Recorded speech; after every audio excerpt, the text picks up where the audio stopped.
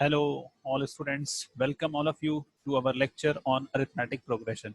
तो बच्चों देखो इस लेक्चर में हम क्या बात करने जा रहे हैं अरिथमेटिक प्रोग्रेशन में। ऑलरेडी आपने पहला लेक्चर देखा होगा जिसमें हमने इंट्रोडक्टरी बातें करी, मोटी मोटी बात करी, स्टार्टिंग की बातें बताई, आपको फंडामेंटल चीज़ों से स्टार्ट किया था। आज हम लोग बात करने जा रहे हैं क्या हमारा अगर nth टर्म दिया हुआ है, ठीक है, सॉरी, अगर एपी दिया गया है ना, पूरा एपी दिया गया है, स्टार्टिंग से लेके एंड तक सारे टर्म्स दिए गए। बीच में जैसे आप देखते हो डॉट डॉट करके लिखा गया, यानी आपको पता है कि स्टार्ट कहाँ से हो रहा है, एंड कहाँ पे हो रहा है। तो अब आपको बताना है कि इसमें कितने टर्म्स है, number of terms in the given AP. इसी तरह से हम आज सीखेंगे finding the nth term of the AP from and, ठीक है। यानी अगर आपको बोला जाए कि भाई बताओ उल्टे डायरेक्शन में एपी चलेगी तो nth टर्म कौन सा होगा, 10वां टर्म कौन सा होगा, अंत से 10वां टर्म कौन सा होगा, ठीक है, 11वां टर्म कौन सा होगा, 50वां टर्म कौन सा होगा। तो ये कैसे करते हैं। उसके बाद हम लोग देखेंगे कि अगर हमारे पास दो एपी चल रहे हो ना, तो जो लोग हिंदी में देखते हैं उनके लिए एपी का मतलब समानांतर श्रेणी, बाकी टर्मिनोलॉजी सेम है। So common terms between two APs, यानी कि जो आपका दो एपी दिया गया है तो जाहिर है उनका नंबर्स क्या होंगे, अलग अलग होंगे, बट कहीं ना कहीं जाकर के उनमें कुछ कॉमन टर्म्स आ जाते हैं। तो कैसे देखते हैं, इसमें किस तरह के प्रॉब्लम्स आते हैं और हमारे टेक्स्ट बुक में कैसे प्रॉब्लम्स है, तो ये सारी बातें आज हम लोग सीखने जा रहे हैं। And we will focus on NCERT ना, तो एनसीईआरटी को पकड़ के रखना है हमें, उसी को लेकर के ही आगे बढ़ते हैं। So let us move on to the concepts. तो स्टूडेंट्स देखो, सबसे पहला हमारा क्या सीखना है आज हमें, number of terms in a given AP. अब आपको एपी मान लो दे दिया गया है, ठीक है, जैसे अभी आपको मान लो एपी दिया गया है, उसमें इस तरह से नंबर्स लिखे होंगे, first term, second term, third term और इस तरह से लास्ट टर्म तक लिखा होगा। तो ये आपका एपी है जो गिवन है, ठीक है।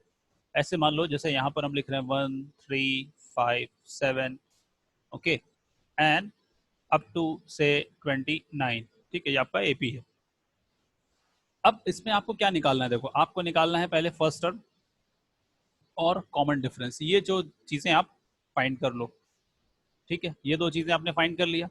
अब आपको क्या देखना है, आपको जानना है कि भाई ये जो हमारा लास्ट टर्म था इसकी पोजीशन क्या है। अगर ये आप पता कर लोगे तो नंबर ऑफ टर्म्स आपको पता चल जाएगा, ठीक है। यानी कि ये जो एल है ये किस पोजीशन पे आ रहा है, इसके लिए आप क्या करते हो, आप मान लेते हो कि ए एन, यानी मान लेते हैं ये nth पोजीशन पे आ रहा है तो हमें एन निकालना होगा।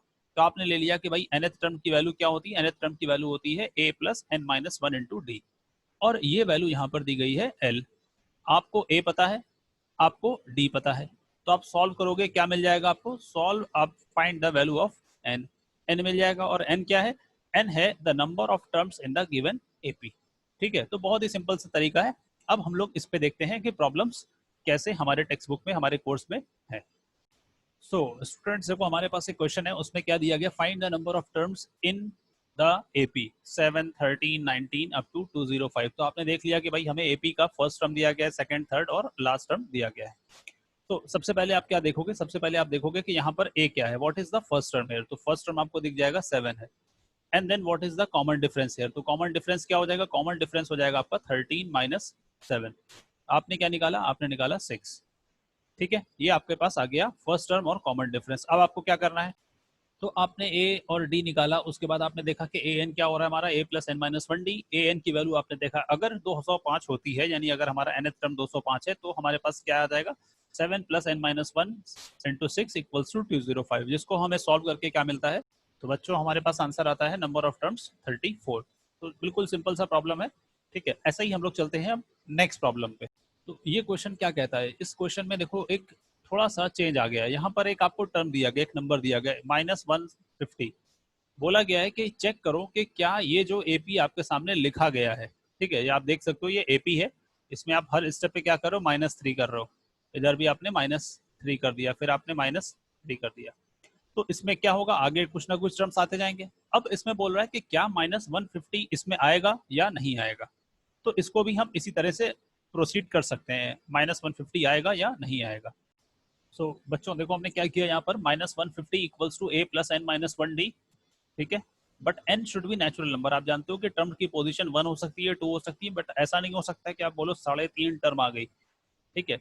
इसका मतलब एन नेचुरल नंबर होना चाहिए। उसके बाद आपने देखा कि ए और डी की वैल्यूज क्या मिल रही है, ए और डी की वैल्यूज मिल रही है 11 एंड -3। अब आपने यहाँ पर इसको रख के सॉल्व करना है।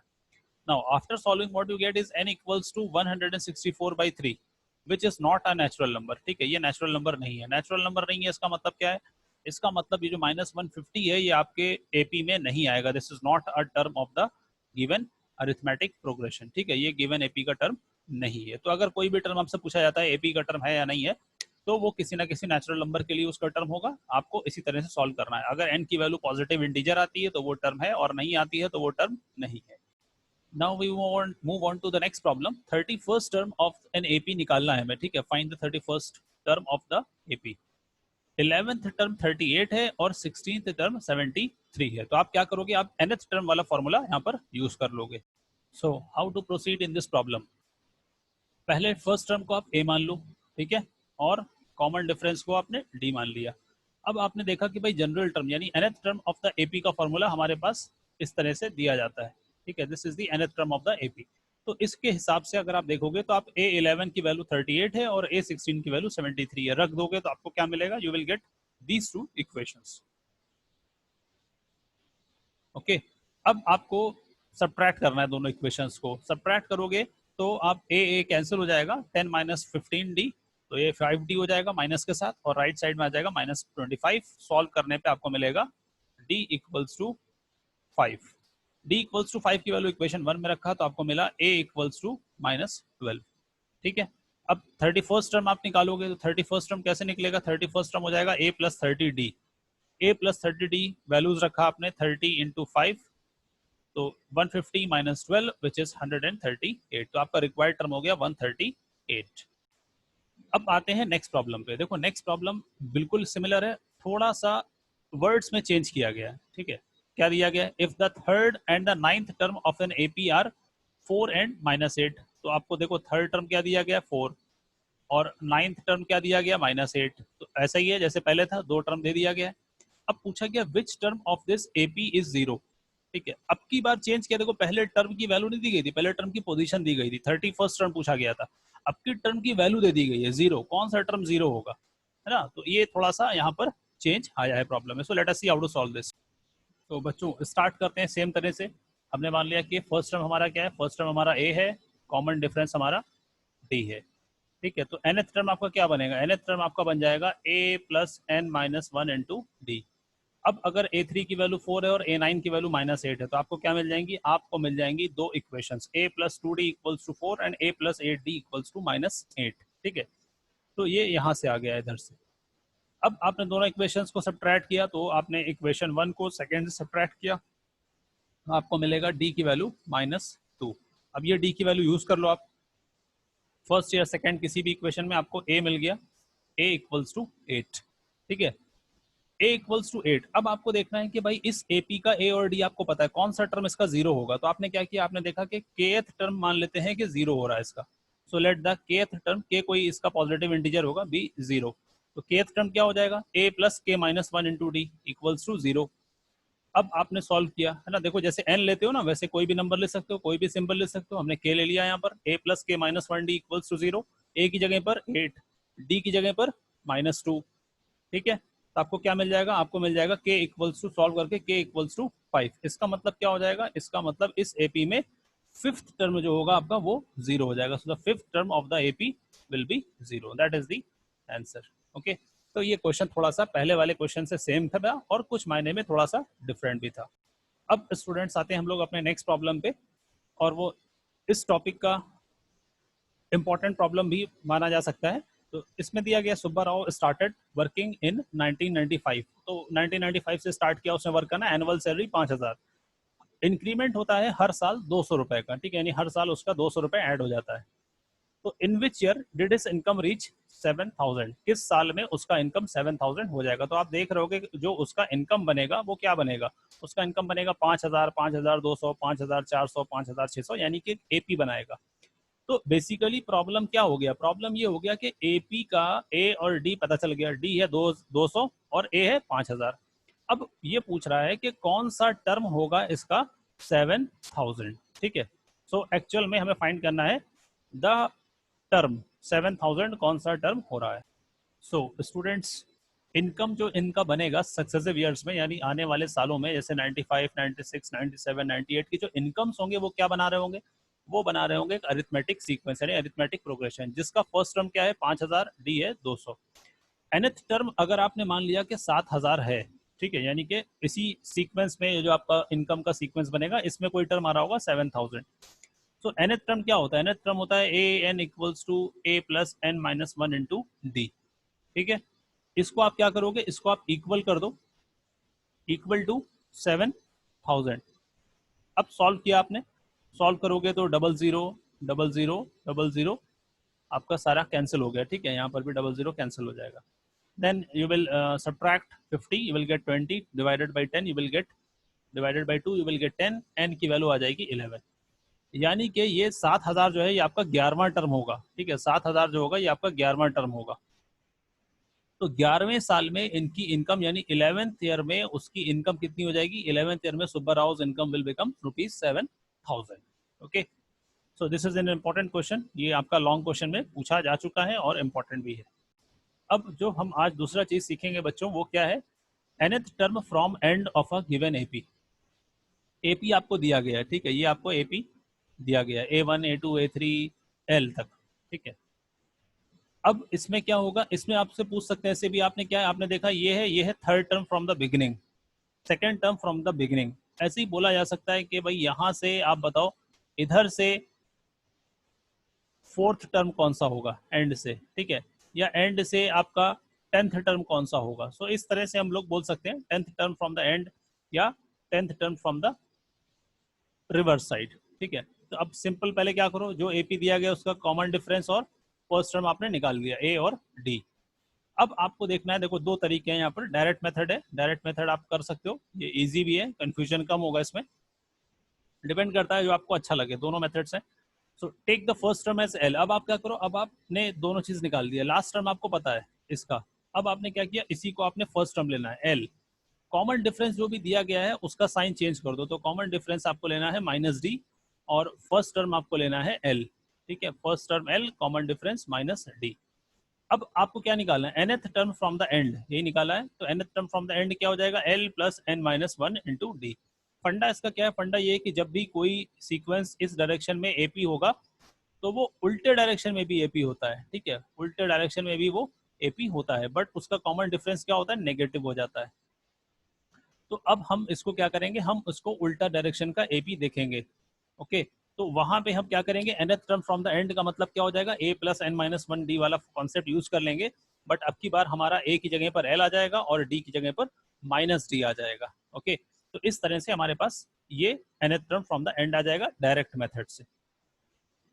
देन ऑल्टरनेट मेथड क्या कहता है, alternate method positioning of the term के कॉन्सेप्ट पे बेस्ड है। मान लिया कि हमने टोटल नंबर ऑफ टर्म्स इसमें m है ना, तो आपको लास्ट टर्म की पोजीशन निकालनी पड़ेगी इसमें सबसे पहले। तो आपने a निकाला, d निकाला और टोटल नंबर ऑफ टर्म्स निकाल लिए। ठीक, अब आप देखोगे कि आपको कौन सा टर्म चाहिए, आपको nth टर्म चाहिए फ्रॉम एंड, तो आपने देखा कि ये कौन सा टर्म हो जाएगा, ये हो जाएगा m minus n plus one term from the beginning. ठीक है, जैसे कि अगर आप बात करो, सपोज करो आपके एपी में 5 टर्म्स हैं, A1 A2 A3 A4 and A5। अब ये आपका जो है ये वाला टर्म क्या है, ये वाला टर्म आपका जो है ये सेकेंड फ्रॉम बिगिनिंग है, second from the starting. But अगर आप इसको एंड से बात करो इधर से, तो इधर से इसकी पोजीशन क्या है, 1 2 3 4। ठीक है, तो इसकी पोजीशन कैसे निकालोगे आप, इसकी पोजीशन आप निकालोगे टोटल नंबर ऑफ टर्म्स 5 और बिगिनिंग से कौन सा टर्म हो रहा है 2, तो 5 माइनस टू प्लस 1। ओके, तो 5 माइनस टू प्लस 1 कितना होता है, ये होता है 4। तो एंड से हो जाएगा ये फोर्थ टर्म। ठीक है, और बिगिनिंग से क्या हो जाएगा, बिगिनिंग से हो जाएगा ये सेकंड टर्म। तो इसी कॉन्सेप्ट का यूज करते हैं m minus n plus one term. आपको क्या निकालना है, आपको निकालना है a plus m minus n into D. ठीक है, देखो ये कॉन्सेप्ट में एक स्टेप ज्यादा हो जाता है, ये आपको m भी निकालना पड़ता है इसमें, टोटल नंबर ऑफ टर्म्स। पिछले वाले केस में यानी डायरेक्ट मेथड में आपको सिर्फ a और d निकालना होता है, टोटल नंबर ऑफ टर्म्स नहीं निकालना होता है। ठीक है, so depending on the problem, depending on the data we are given, हम दोनों में से कोई भी एक मेथड इसमें यूज कर सकते हैं। So students, practice makes a man perfect, है ना, मैन वोमैन सभी को परफेक्ट बनाता है, तो इसी सिद्धांत पे चलते हुए, और मैथ्स में आप हमेशा याद रखना, कोई भी कॉन्सेप्ट, कोई भी फंडा आपको समझना है, आपको एक्सपेरिमेंट करना पड़ेगा। एक गलत बात हमारे दिमाग में क्या आ गई कि मैथ्स में एक्सपेरिमेंट नहीं होता, नहीं, मैथ्स में एक्सपेरिमेंट होता है। किसी भी तरह का कैलकुलेशन, बस मैथ्स में एक्सपेरिमेंट में क्या होता है, आपको लैब नहीं जाना है, आपके पास पेंसिल हो, पेपर हो, कॉपी हो, पेन हो, आप एक्सपेरिमेंट कर सकते हो, है ना। You can have a calculator और अ कंप्यूटर ऑल्सो। तो अब सिंपल देखो यहाँ पर क्या, यहाँ पर हम लोग भी प्रैक्टिस में एक समान परफेक्ट वाले सिद्धांत पे काम करते हैं, और example makes you understand a concept better. ठीक है, बेहतरीन तरीका किसी भी चीज को समझने का क्या, बाई एग्जाम्पल। तो हम लोग भी इस प्रॉब्लम में देखते हैं 20th term from the last term बोला गया, नहीं वही मतलब हो गया 20th term from the and. तो देखो इसको कैसे सॉल्व करना है। तो आपने क्या किया, गिवन एपी का ए लिख लिया, फर्स्ट टर्म क्या है 3 है, कॉमन डिफरेंस 8 माइनस 3 5 आ गया, लास्ट टर्म 253 253। अब सबसे पहला स्टेप देखो क्या होता है, सबसे पहले आप लिख लो रिवर्स एपी। ठीक है, रिवर्स एपी क्या मतलब, उल्टे डायरेक्शन में। तो ये आपका आ गया रिवर्स एपी। अब आपको ये जो रिवर्स एपी है इसका आपको क्या निकालना है, 20th टर्म निकालना है। तो हमने प्रॉब्लम को बदल दिया। ठीक है, तो 20th टर्म एंड से निकालने के बजाय हमने एपी को ही उल्टा लिख लिया। तो अब ये हो गया आपका 20th term from the and. तो आप nth टर्म का फॉर्मूला यूज कर लो। nth टर्म क्या होता है, a plus N minus 1d, जिसमें d क्या होता है, कॉमन डिफरेंस, a क्या होता है, फर्स्ट टर्म। तो आपने देखा कि भाई रिवर्स एपी के लिए अगर आप फर्स्ट टर्म की बात करो तो रिवर्स एपी का फर्स्ट टर्म है 253 और इसका कॉमन डिफरेंस है -5। तो ये वैल्यूज उठा करके इसमें रख दो, और n क्या है, n है 20। तो आपने 20th term from the and निकालने के लिए वैल्यूज को पुट कर दिया। तो व्हाट यू गॉट इज 158।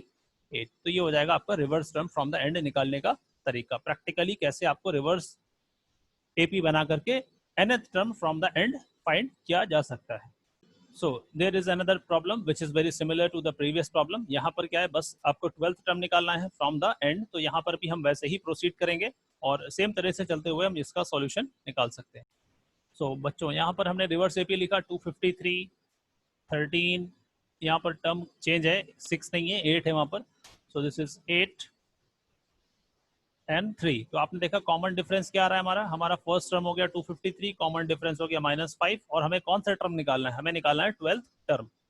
तो अब आप जनरल टर्म का फॉर्मूला जानते हो nth टर्म का, तो हमें क्या निकालना है, देखो रिवर्स एपी का 12th टर्म निकालना है ना। गिवन एपी का टर्म एंड से निकालो, चाहे रिवर्स एपी का टर्म स्टार्टिंग से निकालो। तो 12th term of the reverse AP निकालना है। तो फॉर्मूला क्या होता है, फॉर्मूला होता है a plus N minus 1 into d. Values को आपने पुट कर दिया, 12 माइनस 1 11, 253 प्लस 11 इंटू डी यानी कि -5। सॉल्व करोगे तो आपको मिल जाएगा 198। तो इसका मतलब क्या हो गया आपका, इसका मतलब यहाँ से 198 जो है वो 12th टर्म हो जाएगा from the. So next problem में क्या दिया गया, एपी दिया गया है एक 3 15 27 39 एंड सो ऑन। इसमें बोला गया कि इसका कौन सा टर्म होगा जो 132 ज्यादा होगा, will be 132 more than 54th term. ठीक है, 54th टर्म से 132 ज्यादा होगा। तो पहले आप इसका ए डी निकाल लो और उसके बाद 54th टर्म निकाल लेते हैं। So what is a here 3, d is 12। A और डी आपने निकाल दिया। nth टर्म आपका क्या हो जाएगा, nth टर्म हो जाएगा a plus N minus 1 into D. A और डी वैल्यू रख दो, 54th टर्म आपको निकाल लेना है। तो आपने 54th टर्म का वैल्यू निकाला, 54th टर्म का वैल्यू आया 639। अब आपको देखना है कि भाई कौन सा टर्म इससे भी 132 ज्यादा होगा। तो आपने मान लिया कि let nth term be 132 more than 54th term, है ना बच्चों। तो इसको आप बहुत अच्छी तरह से समझ लो, ये लाइन आपका सबसे इंपॉर्टेंट बनता है। ठीक है, यहाँ पे आपने क्या देखा, nth टर्म 54th टर्म से 132 ज्यादा हो गया। तो इसका मतलब क्या है, इसका मतलब A54 की वैल्यू रख दो 639, 132 ऐड कर लो 771।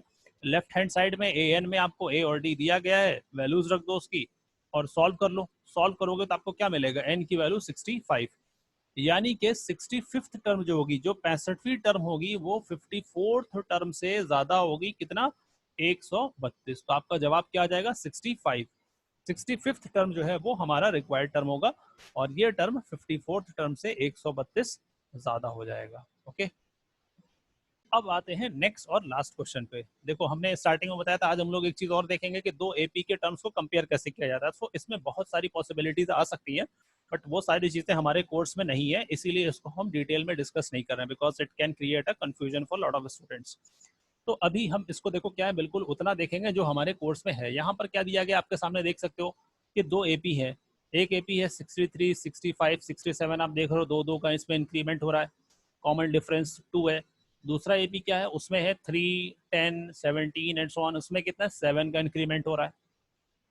तो बोल रहा है कि एन की क्या वैल्यू रखें, एन की क्या वैल्यू रखें कि दोनों एपी में जो टर्म आ रहा होगा वो इक्वल हो जाए। ठीक है, तो सिंपल तरीका है, आप क्या करो, आप पहले वाले का जनरल टर्म निकालो nth टर्म, दूसरे वाले का nth टर्म निकालो, दोनों को बढ़ा दो, दोनों को इक्वल कर दो, और उसके बाद देखो क्या आता है एन की वैल्यू। तो बच्चों दो एपीज हैं, दोनों को अलग अलग तरीके से ट्रीट करते हैं। पहले एपी का सिंबल भी अलग रखेंगे। देखो फर्स्ट टर्म इसका क्या हो गया, स्मॉल ए, और इसकी वैल्यू हो गई 63। ठीक है, दूसरा और इसका कॉमन डिफरेंस क्या हो जाएगा, स्मॉल डी, वैल्यू उसकी हो गई 2। इसका nth term small A N, और इसका फॉर्मूला आपका सेम रहेगा। इस फॉर्मूले में आपने ए और डी की वैल्यू रखने पर आपको क्या मिलेगा, nth टर्म इसका हो रहा है 61 प्लस 2n, इसको ध्यान रखना है। ठीक है, nth टर्म आपने फर्स्ट एपी का निकाल लिया, ए 63, डी की वैल्यू 2, ए एन में वैल्यू रखा, और nth टर्म हमारे पास आ गया। अब आपने देखा कि सेकंड एपी हमारे पास क्या है, सेकंड एपी है 3, 10, 17। इसका फर्स्ट टर्म सिंबल चेंज कर दिया है, कैपिटल ए, सिंबल कंफ्यूजन को हटाने के लिए यूज किया है। ठीक है, कंफ्यूजन नहीं होना चाहिए, ए और ए एक जैसा नहीं लगेगा। तो कैपिटल डी इसका कॉमन डिफरेंस है। इसका nth टर्म क्या हो जाएगा, capital A with subscript n, तो ये इसका nth टर्म है। nth टर्म में आप ए और डी की वैल्यू यूज कर लोगे तो आपको क्या मिलेगा, आपको मिलेगा A N equals to -4 plus 7n, ये हो गया आपका इक्वेशन डबल स्टार। अब आते हैं फर्स्ट एपी और सेकंड एपी को, अभी तक आप डील कर चुके हो। ठीक है, दोनों को आपने देख लिया। अब आप देखना चाहते हो कि भाई क्वेश्चन में कंडीशन क्या थी। क्वेश्चन में कहा गया था कि कौन सा टर्म दोनों एपी का सेम हो जाएगा। ठीक है, तो हमने मान लिया कि nth टर्म सेम हो जाएगा, let the nth term of the two APs be equal. इसका मतलब ये जो स्मॉल ए एन है और ये जो कैपिटल ए एन है, छोटा भाई और बड़ा भाई दोनों बराबर होकर जुड़वा बन जाएंगे। तो अब ये क्या हो गया, ये हो गया -4 प्लस 7n, और ये 61 प्लस 2n। सॉल्व किया तो आपको क्या मिला, एन की वैल्यू 13 मिल गई, यानी कि दोनों एपी का 13th टर्म इक्वल हो जाएगा। तो इसमें एक इंपॉर्टेंट चीज क्या है, देखो दोनों एपी का ना कॉमन डिफरेंस सेम है, ना ही फर्स्ट टर्म सेम है, बट उनमें एक ऐसा टर्म आएगा जो वैल्यू में और पोजीशन में दोनों में सेम हो जाएगा, यानी एक ऐसा टर्म आएगा जो दोनों का सेम होगा। 13वां टर्म अगर पहले एपी का निकालोगे, और अगर आप 13वां टर्म दूसरे एपी का निकालोगे, दोनों ही क्या हो जाएंगे, दोनों ही वैल्यू सेम आ जाएंगी। ओके, तो इस तरह से हम लोग इस तरह के क्वेश्चन करते हैं जिसमें हमारे पास दो एपी दिए होते हैं, उनको कंपेयर करते हैं। एक प्रॉब्लम और स्टूडेंट्स आता है जो हमने आगे दिया हुआ है, और असाइनमेंट में प्रॉब्लम दिया गया है, और इस वीडियो के डिस्क्रिप्शन में आपको असाइनमेंट का लिंक मिलेगा। Then we should solve those problems, और हम आने वाले लाइव सेशन में अपने उस प्रॉब्लम के असाइनमेंट से रिलेटेड डाउट्स को, क्वेरीज को, कॉन्सेप्चुअल डाउट्स को, सभी को हम उसमें डिस्कस करेंगे। So thanks to all of you for watching this lecture. If you have any doubts, any query, you want any clarification, you can use the comment box, and you can send us on the WhatsApp group.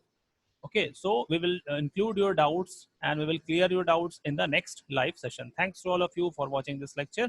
Wait for the next lecture of arithmetic progression.